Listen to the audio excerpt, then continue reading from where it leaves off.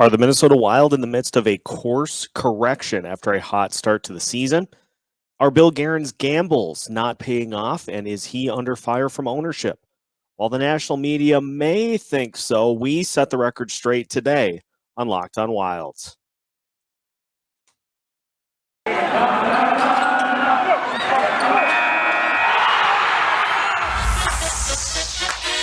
You're Locked on Wild, your daily podcast on the Minnesota Wild, part of the Locked on Podcast Network, your team every day.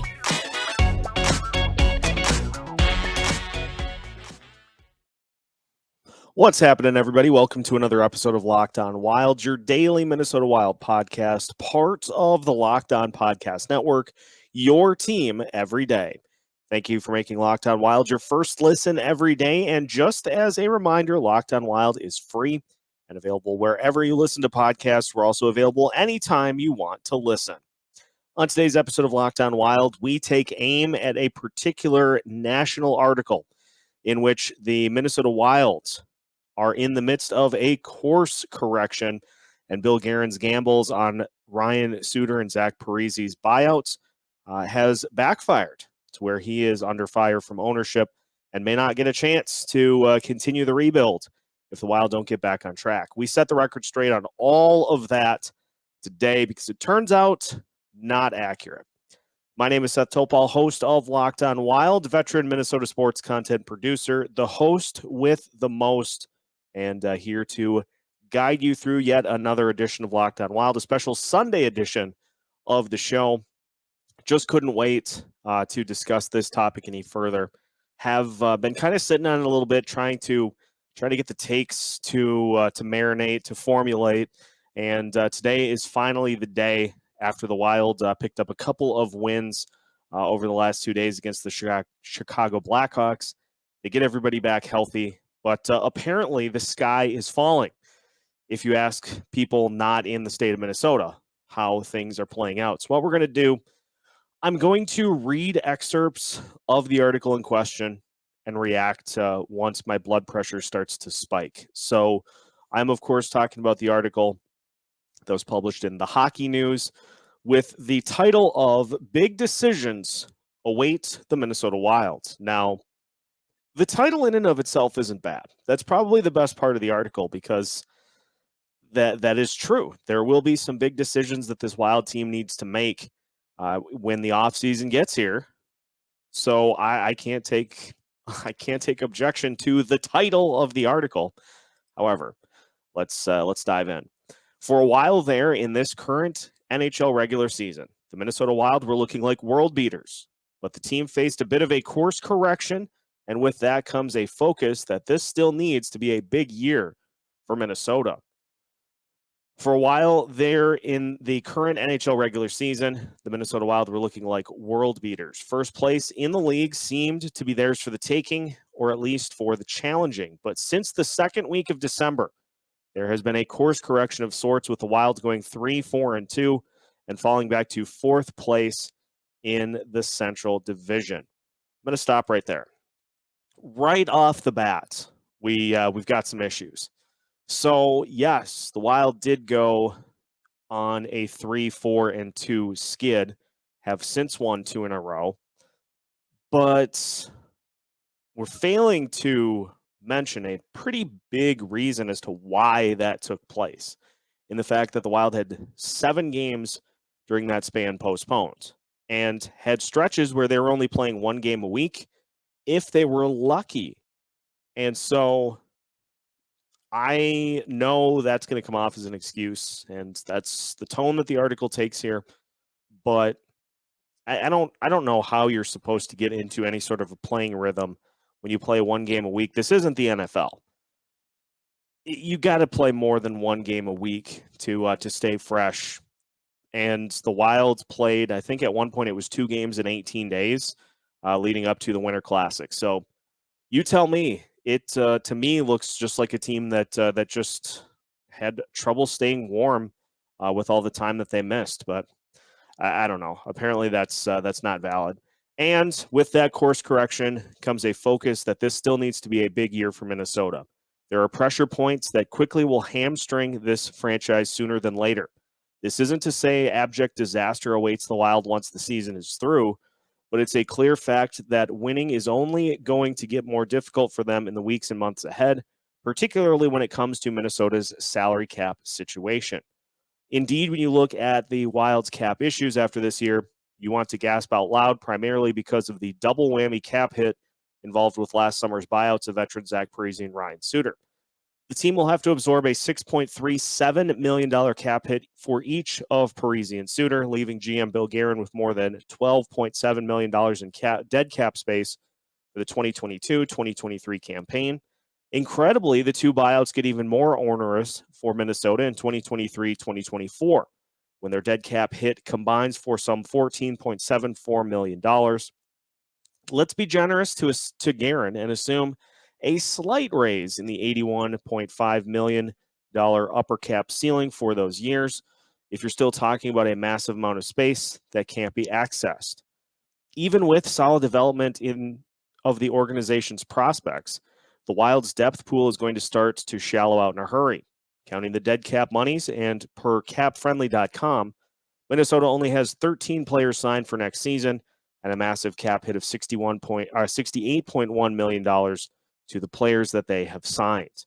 That would leave Guerin with only about $13.38 million in available cap space to sign another 10 players, and that's before giving a raise to top forward Kevin Fiala, a restricted free agent this summer, and veteran forward Nick Bjugstad and defenseman Alex Goligoski and Jordy Ben to new deals.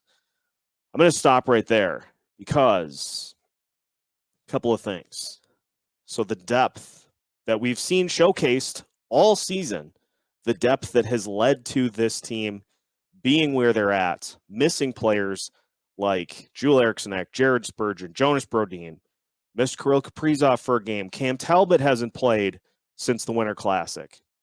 All the depth that this team has is the reason that the Wild are where they are right now. And that depth is a lot of players that will be on the roster next year for cheap. But I guess that doesn't matter. That's also a reason that the team went 3-4-2, is they're playing all these games without three of their best five players on the roster. I don't know. I'm getting off base here, but that's another thing that I take issue with, is that salary cap is going to be a problem. The Wild aren't going to be able to sign players. Well, we knew that with the buyouts, and to essentially assume that the buyouts should not have happened. But we'll get to that a little bit more coming up. The fact right at the end of that segment that I read, Alex Goligoski, yes, I'm assuming going to try to sign him to a new deal, but it's going to be for lesser than the $5 million that he signed for this year. I don't think Nick Bjugstad and Jordy Ben are going to be back. I don't know how you can advocate for Jordy Ben to be back, considering how he's played this season at multiple points. I don't think that is a thing that's going to happen. So again, assumption that, well, these guys are on one-year deals, so all of them are going to come back.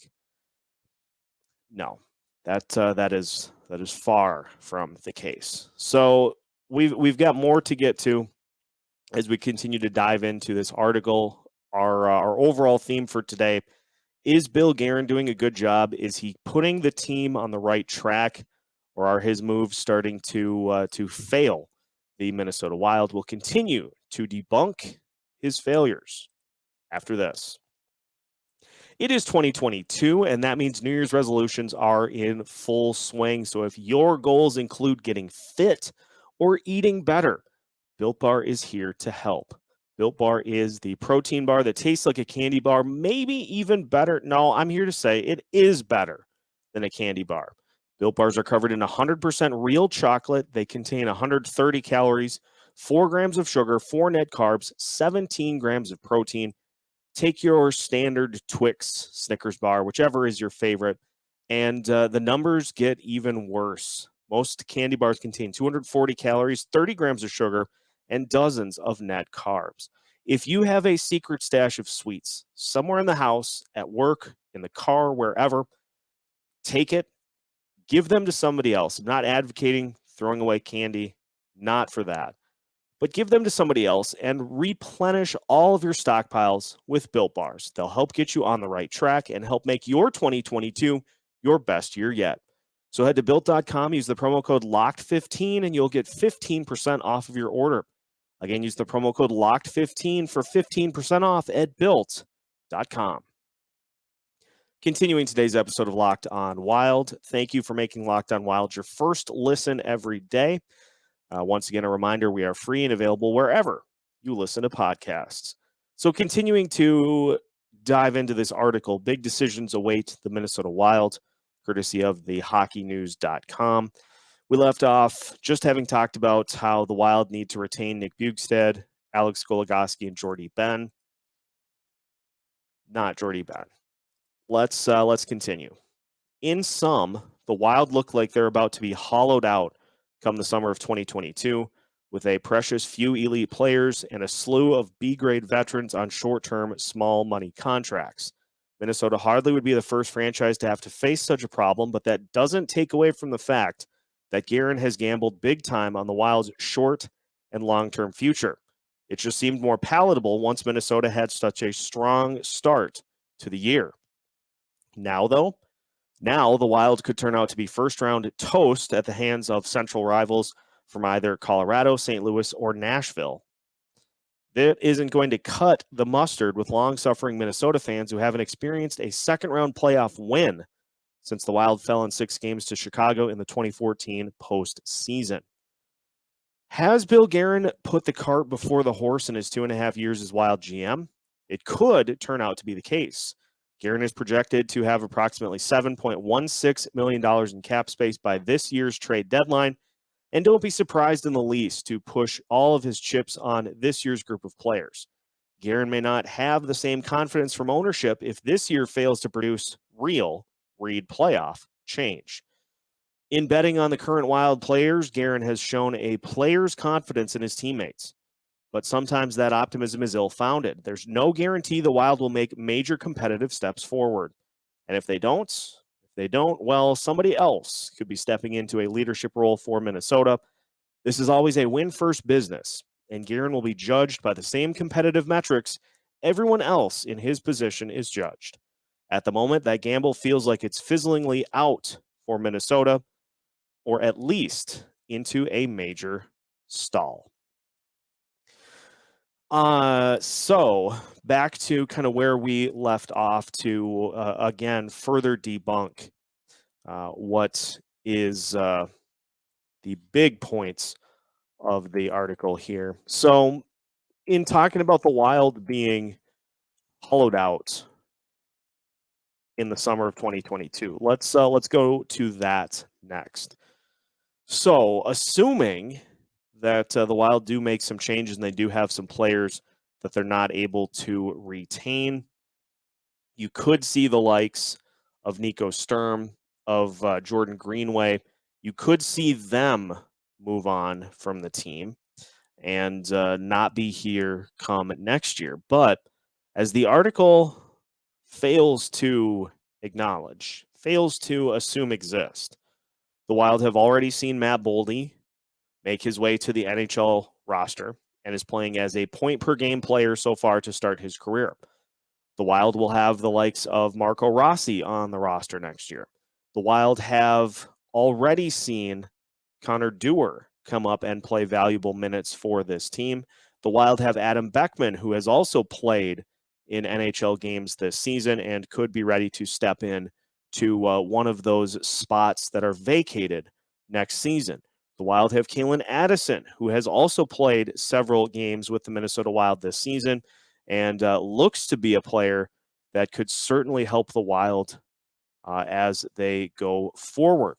The Wild also have their goalie in waiting in Jesper Wallstedt. Now, he's a couple of years away, but this notion that the Wild are just this empty cupboard that if oh, what are we going to do if players on the roster end up leaving? The Wild have a ton of prospects to be able to pull from. And the Wild have shown this season that Bill Guerin and his team have a keen eye for developing free agents that don't cost as much but can still add major impact to this team.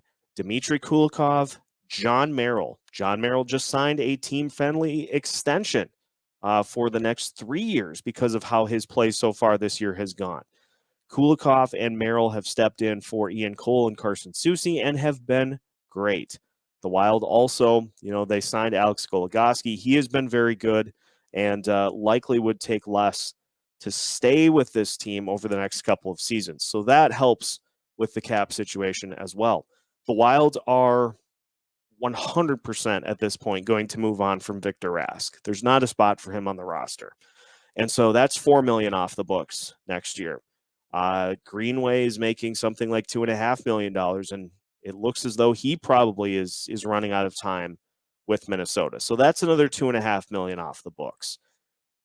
It's also seeming more and more like the Wild are going to make a decision on one of their top players that we aren't expecting. And I know the big two on the list are Matt Dumba and Kevin Fiala. We're going to get into this later in the week as to the merits of keeping one over the other. I have actually changed my tune in that regard. So we will talk about that coming up here later in the week, as mentioned. But it's not like also there is no way for the Wild to create cap flexibility. Yes, it's going to be tougher with the buyouts to Zach Parise and Ryan Suter, but it's not like it's impossible. It's not like there is no way to do it. So the article assumes that things are pretty much set in stone and that this Wild team is just going to fall off a cliff after this season. So they better win this year. Otherwise, it's going to be impossible for them to do so in the interim. Well, we've known that here in Minnesota since these buyouts happened. And honestly, I challenge any person who looks at this roster as currently constructed and the way that they're performing and says that they would be better off with Parise and Suter on the roster, because that is just flat out wrong. That is not even a remote possibility, considering where this team is at right now. The chemistry that they've put together on this team is the reason that they are where they are right now.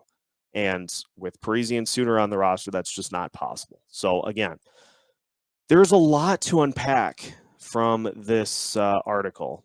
And it's kind of a surprise to me that something like that could be written and just be so far from what is actually happening here in the state of Minnesota with the Minnesota Wild. So we will summarize kind of our findings and thoughts on what Bill Guerin has done well, because it's pretty evident that this article is not really giving Guerin enough credit for what he has done since he took over for the team. So we will finish by looking at just that and what has made Bill Guerin a great fit for the Minnesota Wild. That is next here on Locked On Wild. BetOnline.ag would like to wish you a happy new betting year as we continue our march to the playoffs and beyond. BetOnline.ag remains the #1 spot for all the best sports wagering action for 2022 and beyond. New year and a new updated desktop and mobile website for you to sign up today and receive your 50% welcome bonus on your first deposit. Make sure to use the promo code LOCKEDON to get things started. The NFL playoffs are in full swing, the NBA and college basketball too, plus the NHL, boxing, and UFC, all the way down to your favorite Vegas casino games. They have everything you want, so don't wait to take advantage of all the amazing offers available for 2022. BetOnline.ag is the fastest and easiest way to wager on all of your favorite sports. BetOnline.ag, where the game starts. Final segment of today's episode of Locked on Wild. Again, thank you for making Locked on Wild your first listen every day. Recapping the article from the Hockey News, which suggests that Bill Guerin might be running out of time as GM of the Minnesota Wild. And so we're going to finish by looking at some of the things that Bill Guerin has done that would suggest the exact opposite is the case. Guerin, well, let's start with some of the free agent moves and some of the trades that Guerin has made throughout his tenure. Last season, traded for Ian Cole right as the season began. Traded Greg Pattern for him. Straight up trade. Straight up just a hockey trade. Ian Cole was a great piece of this Wild puzzle last year and was a very unsung member of the Wild D-Corps, the shot blocking king. And so Guerin gets a point in the positive column for that one. Guerin also trading for Nick Bonino. Now, yes, Luke Cunnin was a young prospect that looks like he's going to have a pretty good career going forward. But Bonino was, the power play ace. He was a great fit for this team in his one season with Minnesota last year. So I'm going to give him a plus for that one as well. And we are expecting that if the Wild do make a trade here at the trade deadline, that it will be one that will benefit the team as well. So in the trades category, I'm giving him a thumbs up. Now, I know one of the early trades in his tenure here was bringing in Marcus Johansson in a trade for Eric Stahl. That one didn't necessarily work out. Johansson wasn't. He was okay. He wasn't great, but at the same time, Guerin, clearly identifying an area that he wanted to improve, that being the speed of the team, and we have seen that done here over the last couple of years. The team speed has been substantially better now than it was in previous seasons. So Guerin's getting the plus from me in the trades category. In the draft category, he's getting 2 pluses because Guerin has identified that is not a strength of his and has brought in one of the best draft analytics people in the NHL, in Judd Brackett, and allowed him to oversee things in full. Allowed Brackett to pick the players that he thinks will be the best fits for the Minnesota Wild. And Guerin has said, if you need me to make a trade to go get somebody, we'll do it. We'll make it happen. The draft under Bill Guerin has featured the Wild selecting the likes of Marco Rossi, Matt Boldy, Jesper Wallstedt this past year, Carson Lambos, Jack Pert, on and on and on and on down the list. The Wild look like they have some real good finds with Bill Guerin in charge, simply by him admitting that that's not a strong point of his and bringing in somebody that can specialize in that area. So 2 pluses for me for Bill Guerin in the draft department. In the free agent signing department, the Wilds found some gems in Dmitry Kulikov and John Merrill this past offseason. We also saw, Nick Bjugstad has had some good moments when he has been able to stay healthy for this Wild team. Cam Talbot had a great year last year. He's off to a little bit of an uneven start to this season, but Bill Guerin has developed a plan for this team and has brought in players that fit that mold, and he's done so at a very, very high level with the constraints that the Wild have had.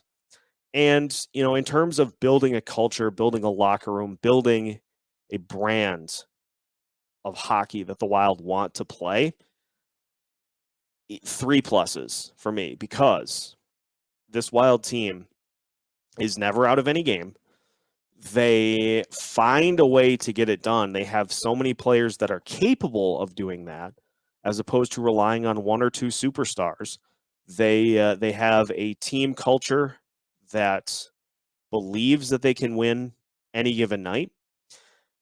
And this is what this is the vision of the team that Bill Guerin wanted when he took the job. And he continues to add to that. He continues to further it. And so building the culture, he gets full marks from me on that. And so for the national media that appear to not be super up to speed as to how we do things here in Minnesota, we knew that this was a long haul vision and approach for Bill Guerin, and that it was possible with the relief in salary cap that the Wild got last year and this year, that it was possible that the Wild could go on a little bit of a run. And if they did not make it happen, that there would be a slight step taken back to retool, to bring up some top young prospects, and that they would build up towards the next opportunity for that window to open. And so I don't think, since Bill Guerin has been executing that vision just the way that he planned it out, I don't think he's on the hot seat. I don't think that ownership is losing their faith in him because the team had one stretch of games in which they went 3-4-2. You know how they've done since that stretch? They've won 2 straight. They beat Chicago Friday and Saturday. They play Montreal on Monday. And so to judge the whole picture on one stretch of hockey is it's just not the way to do it. So fear not, Wild fans. The sky's not falling. Bill Guerin is doing his job. He's doing it well. The team is playing well. Everybody is coming back healthy. And so we should see the Wild get back to the hockey they were playing before games got postponed and injuries started to mount. And once they get going, we will see them where they were before this all happened, as one of the top teams in the NHL. And don't be surprised then if the articles written nationally about this team switch back to just how good of a job Bill Guerin and company are doing. Because you can afford to do that when you write at a more national, wide scope. You can afford to completely take something like this and forget it ever existed and just say, no, we've been on them the whole time. But we in Minnesota, we know who's in and who's out. And that's all we got for today. That's going to wrap up our episode of Locked On Wild here for today. Thank you for tuning in. And now that your first listen of the day is done, you can head over to Locked On Bets for your second listen, your daily one-stop shop for all of your gambling needs. Locked On Bets is hosted by your boy Q with expert analysis and insight from Lee Sterling.